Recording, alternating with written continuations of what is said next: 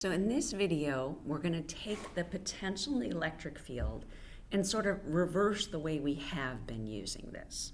So we've already given a lot of consideration to the fact that the electric field can be expressed as the negative of the gradient of the potential. But can I reverse that so if I know the electric field, I can find the potential function? And yes, we can. Not too surprising here. Now, different books will go about this different ways in terms of proving it. We're not going to worry quite so much about that, although I will sort of break this down here into when we were doing the gradient, we said that the x component was minus the partial of v with respect to x, and then the ey was going to be equal to minus the partial of v with respect to y, and ez was equal to minus the partial with respect to z. So when we reverse these equations, it's going from a differential to an integral. And so it's basically saying, okay, if I'm going to work with this one, I could have the ex partial of x has to be equal to minus the partial of v, and just switching the two sides here.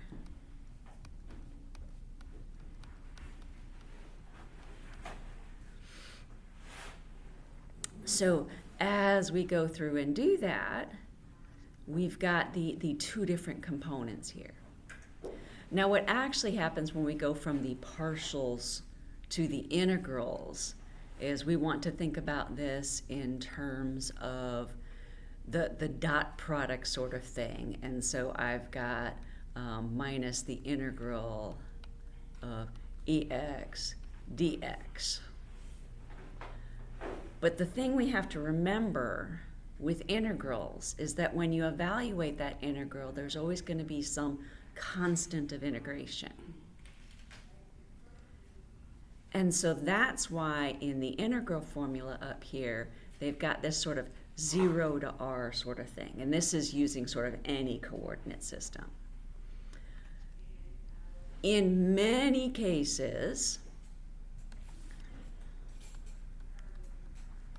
you sort of need to define where the potential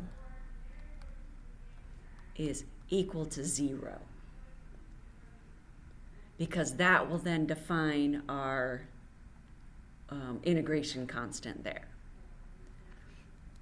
And it's often as r goes to infinity that the potential goes to 0, but not always.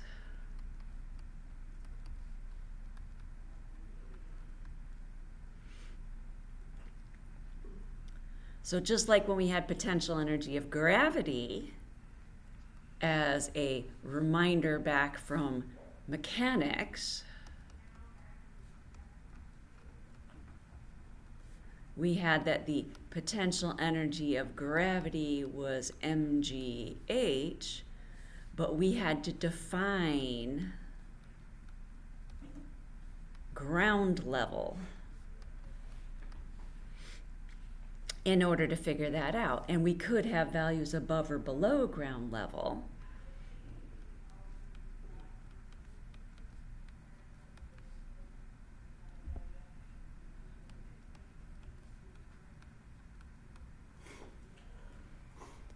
Well, we've already seen this a little bit when we talked about our example of point charges.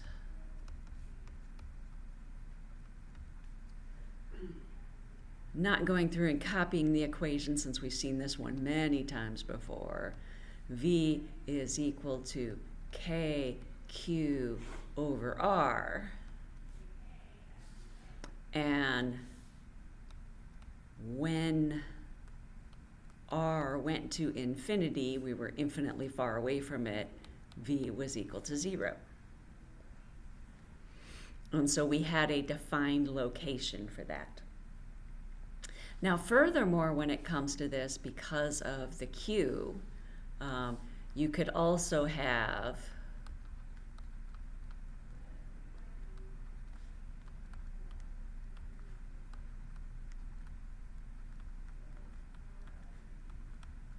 and so we had some situations where the potential was a negative near negative charges and the potential was a positive near positive charges.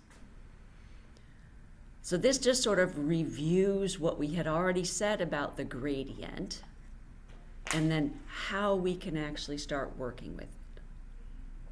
So I'm going to stop this video and then we're going to look at some examples of doing this.